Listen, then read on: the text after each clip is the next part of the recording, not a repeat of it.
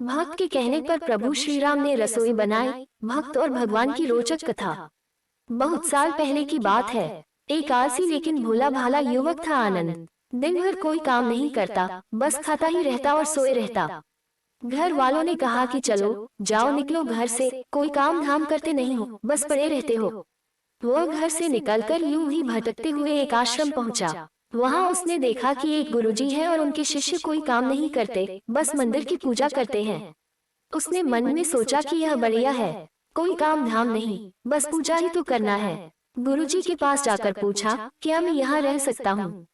गुरुजी बोले, हाँ हाँ क्यों नहीं, लेकिन मैं कोई काम नहीं कर सकता हूँ। गुरुजी, कोई काम नहीं करना है, बस पूजा करना होगी। आनंद, ठीक है, वो तो मैं कर लूंगा। अब आनंद महाराज के आश्रम में रहने लगा। ना कोई काम, ना कोई धाम, बस सारा दिन खाते रहो और प्रभु भक्ति में भजन गाते रहो। महीना भर हो गया, फिर एक दिन आई एकादशी। उसने रसोई में जाकर देखा कि खाने की कोई तैयारी नहीं। उसने गुरुजी से पूछा कि आज खाना नहीं बनेगा क्या? गुरुजी ने कहा, नहीं आज तो एकादशी है, तुम्हारा भी उपवास है। उसने कहा, नहीं अगर हमने उपवास कर लिया तो कल का दिन ही नहीं देख पाएंगे। हम नहीं कर सकते उपवास, हमें तो भूख लगती है। आपने पहले क्यों नहीं बताया? गुरुजी ने कहा, ठीक है तुम न करो उपवास, पर खाना भी तुम्हारे लिए कोई और नहीं बनाएगा, तुम खुद बना लो। मरता क्या न करता, गया रसोई में। गुरुजी फिर आए, देखो अगर तुम खाना बना लो तो राम जी को भोग जरूर लगा लेना और नदी के उस पार जाकर बना लो रसोई। ठीक है। लकड़ी, आटा, तेल की सब्जी लेकर आनंद महाराज चले गए।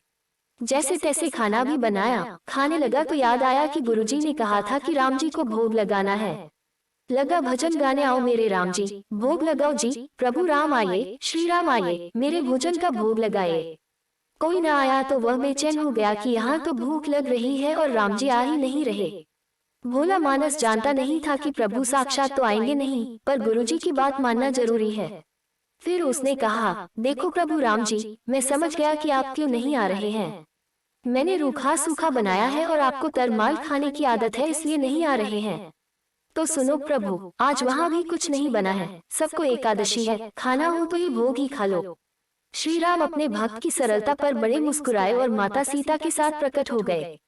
भक्त असमंजस में, गुरुजी ने तो कहा था कि राम जी आएंगे, पर यहाँ तो माता सीता भी आई हैं और मैंने तो भोजन बस 2 लोगों का बनाया है। चलो कोई बात नहीं, आज उन्हें ही खिला देते हैं। बोला, प्रभु मैं भूखा रह गया, लेकिन मुझे आप दोनों को देखकर बड़ा अच्छा लग रहा है, लेकिन अगली एकादशी पर ऐसा न करना, पहले बता देना कि कितने जन आ रहे हो।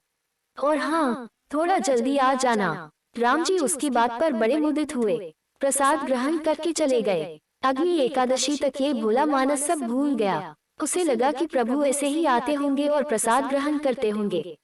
फिर एकादशी आई, गुरुजी से कहा, मैं चला अपना खाना बनाने, पर गुरुजी थोड़ा ज्यादा अनाज लगेगा, वहाँ 2 लोग आते हैं। गुरुजी मुस्कुराए, भूख के मारे बावला है। ठीक है ले जाओ और अनाज ले जा। अब की बार उसने 3 लोगों का खाना बनाया। फिर गुहार लगाई, प्रभु राम आए, सीताराम आए, मेरे भोजन का भोग लगाए। प्रभु की महिमा भी निराली है। भक्त के साथ कौतुक करने में उन्हें भी बड़ा मजा आता है। इस बार वे अपने भाई लक्ष्मण, भरत, शत्रुघ्न और हनुमान जी को लेकर आ गए। भक्त को चक्कर आ गए, यह क्या हुआ, एक का भोजन बनाया तो 2 आए, आज 2 का खाना ज्यादा बनाया तो पूरा खानदान आ गया। लगता है आज भी भूखा ही रहना पड़ेगा। सबको भोजन लगाया और बैठे बैठे देखता रहा। अनजाने ही उसकी भी एकादशी हो गई। फिर अगली एकादशी आने से पहले गुरुजी से कहा, गुरुजी, ये आपके प्रभु राम जी अकेले क्यों नहीं आते? हर बार कितने सारे लोग ले आते हैं, इस बार अनाज ज्यादा देना। गुरुजी को लगा, कहीं यह अनाज बेचता तो नहीं है, देखना पड़ेगा जाकर। भंडार में कहा, इसे जितना अनाज चाहिए दे दो और छुपकर उसे देखने चल पड़े। इस बार आनंद ने सोचा, खाना पहले नहीं बनाऊंगा, पता नहीं कितने लोग आ जाएं। पहले बुला लेता हूँ फिर बनाता हूँ। फिर टेर लगाए, प्रभु राम आए, श्री राम आए, मेरे भोजन का भोग लगाए। सारा राम दरबार मौजूद। इस बार तो हनुमान जी भी साथ आए, लेकिन ये क्या, प्रसाद तो तैयार ही नहीं है।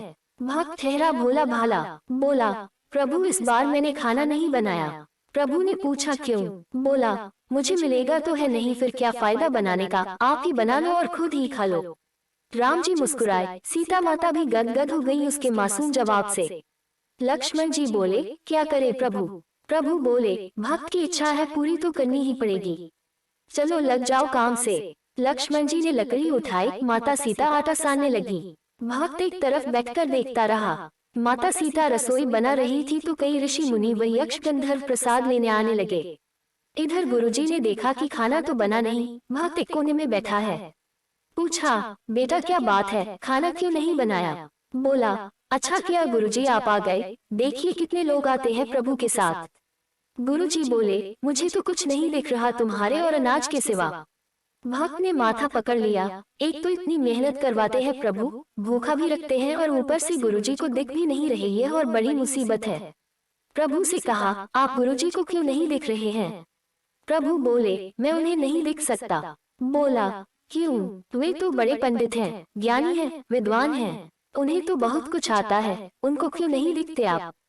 प्रभु बोले, माना कि उनको सब आता है, पर वे सरल नहीं है तुम्हारी तरह, इसलिए उनको नहीं दिख सकता। आनंद ने गुरुजी से कहा, गुरुजी प्रभु कह रहे हैं कि आप सरल नहीं है इसलिए आपको नहीं दिखेंगे। गुरुजी रोने और कहने लगे कि वाकई मैंने सब कुछ पाया, पर सरलता नहीं पा सका तुम्हारी तरह, और प्रभु तो मन की सरलता से ही मिलते हैं। प्रभु प्रकट हो गए और गुरुजी को भी दर्शन दिए। इस तरह एक भक्त के कहने पर प्रभु ने रसोई भी बनाई।